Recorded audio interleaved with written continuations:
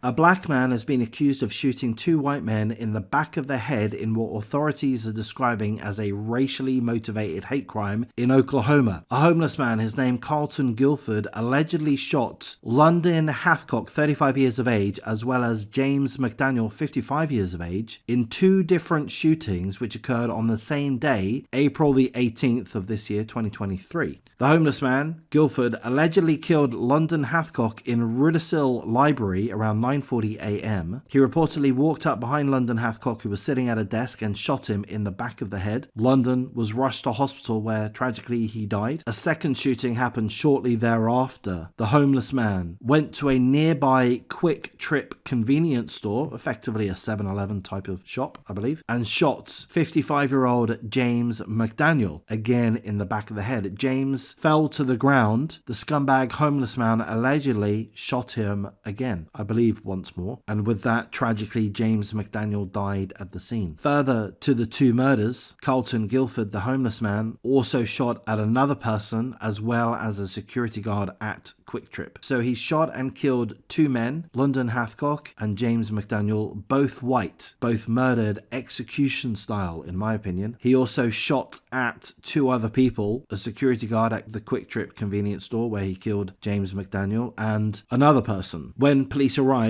the homeless man, Guilford, admitted to police that he had shot and killed London Hathcock and James McDaniel. With that, he was arrested and charged with 2 counts of first-degree murder. In addition to that, 2 counts of shooting with intent to kill. So I believe that would refer to shooting at the security guard and shooting at another person. And he's also been charged with 1 count of malicious intimidation or harassment. In Oklahoma, they don't have a specific hate crime statute, so the charge of malicious intimidation or harassment is utilized to represent a hate crime charge targeting somebody based on their race. So with that, we're not told why the prosecutors believe that the homeless man targeted the 2 victims because of their race, but that is what they believe. Perhaps the homeless man admitted to that to the investigators, perhaps there's other evidence, but seemingly the prosecutors, the district attorney, believes that they have a strong case to not only convict the homeless man of the murder of both victims, but also to stress that they are a hate crime. So I'm going to say at this point, of course, full condolences to all of the family and friends of the 2 victims, London Hathcock and James McDaniel, believed to have been murdered, shot and killed, one whilst in a library, the other whilst in a convenience store, both shot in the back of their heads, potentially because of their skin color, potentially because they're white. So full condolences, of course. So I'm going to state why I've decided to cover this topic, this article. We know that there's all kinds of murders that happen all the time. I've taken the time out to go over this topic. Why is that? Well, it is because it is a hate crime, and it's a hate crime perpetrated against 2 white men. Carlton Guilford, the homeless man, is black. So if it is proven by the district attorney, this is an example of a black on white hate crime. And with that, I think it needs a little bit of attention, just a little bit. I know the media won't pay it any attention at all, or hasn't paid it any attention at all. So we ought to just attempt to pick up the pieces and give it a little bit of reflection, a little bit of acknowledgement, a little bit of understanding that black on white hate crimes do exist. Now, I'm not saying that there's a proliferation of black on white hate crimes. I'm not saying that, but I'm saying that they do exist, and we need to remember that. Very recently, the media has been all over the subject of Jordan Neely, the Michael Jackson impersonator who was killed by a white ex-Marine on the subway. I've not looked into the case specifically, but Jordan Neely was strangled or,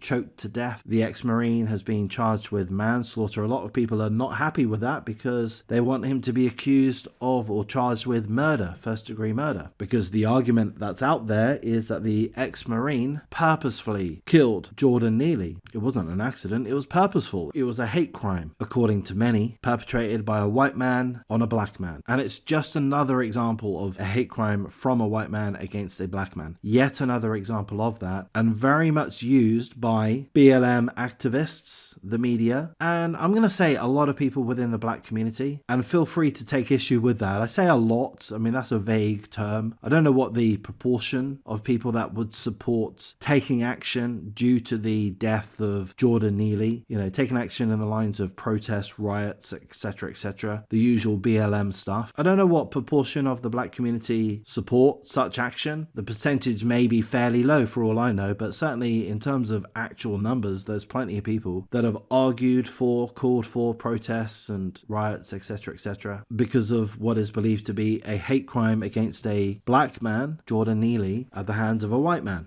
And this tragic case here, the murders, execution style, of both London Hathcock and James McDaniel, two white men killed by a black man, Carlton Guilford, serve as an example, as a reminder that black on white hate crimes also exist. And I think we should just be a little bit aware of that, you know? It's not a one-way street. I don't know if you agree with my take on things. Maybe you feel that, no, that's not a good enough reason to have covered this topic. Perhaps some of you think or assume that I'm bigoted in some way or other. I'm not. I'm just out for truth, really, as well as avoiding double standards. It angers me to a degree, or it concerns me at least, that the death of Jordan Neely is given huge attention across the media. It's a topic which is still being talked about, and this subject of the execution-style murders of London Hathcock and James McDaniel, barely any mention in the media at all. That's my take on it. That's a double standard. That's an imbalance. So we're being fed by the media one argument. Oh, there's loads of hate crime from white people against black people. That's what we're fed. And we're not given the counterbalance, even when such examples exist. Again, Carlton Guilford hasn't yet been convicted of the hate crime charges laid against him. He has admitted to killing both London Hathcock and James McDaniel, but we're not sure if he's going to admit to the hate crime aspects. Anyway, I think I've gone on long enough. Has this video been worthwhile? I kind of feel it has. Perhaps it's been a little bit painful to listen to. I'm not too sure. It's a little bit political, I guess, and I do generally try to avoid that on this channel. I like the important subjects, but I don't like getting strikes from YouTube and all of this kind of thing. So I try to avoid them. And I don't like upsetting people. And I think that when I cover these topics where they touch on sensitive areas, be that race, immigration, the trans issue, these kind of situations, I do feel that if I don't say 100% what some people agree with, that people will unsub. And I don't want that. I want a growing channel. So I try to avoid these subjects for a couple of different reasons. But anyway, I've gone on my rant. There we go. Of course, full condolences to the families and friends of both victims. Let's hope this scumbag is convicted and given a very lengthy amount of time in jail. And if it is determined that it is a hate crime, then let the media comment on that at some point. I'm going to thank you for your time. Take care.